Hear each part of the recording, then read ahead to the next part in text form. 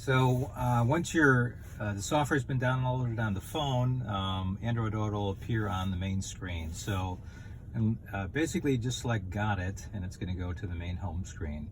So your options for Android Auto are going to be these icons here on the left-hand side. The circle is basically your home screen.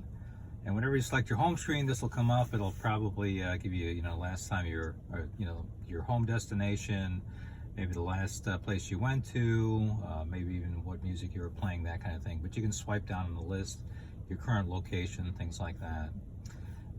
But you're also going to find a new update, the very top line here for Android Auto. So what you do is you select it, and then you unplug your device, and then we're going to plug it back in again, and it's going to have a little different format on it, but we'll see what happens here.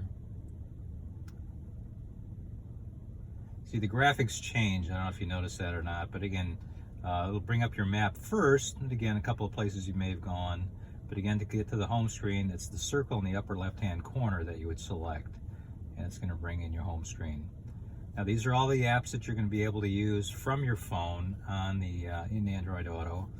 Some of you will have a lot of these, others maybe not as many. We're not sure how the phone decides how that's going to happen, but if you want to use Apple Maps or Google Maps, now you can do that. And you can also get your messages here in the phone, in the car. But you just select whichever feature you want. And then when you're using things like Google Maps, you're going to be able to use just voice commands to find location. So you go to the bottom left-hand side where you have the microphone, and you select it, and you hear the Google tone, and then you basically tell Google where you want to go, and it'll bring it up for you. So right now, probably can't figure out where I want to go, so it's going to go back in hiding until you bring it up again. And you can also activate it from the the talk button on your phone, on your steering wheel. So when you press and hold it, you're going to hear the Google tone. If you press short, well, that's going to be the car system.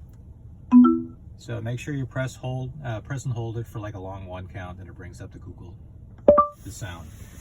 Take me to O'Hare Airport, Chicago, Illinois. All right, O'Hare International Airport, ORD. Let's go.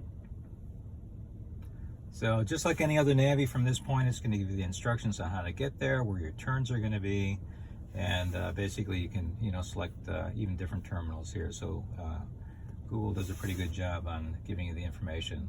And just like any other Navi, again, it brings you the arrival time or the travel time, as well as the distance you're going to be traveling.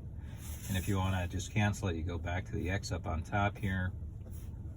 Let's go back to the right. Here we go. To the left, rather, my other right. And it takes you back out again. And then again, if you go to the circle with the blue ring around it, it brings you back to your apps rather. And that would probably do the trick for you.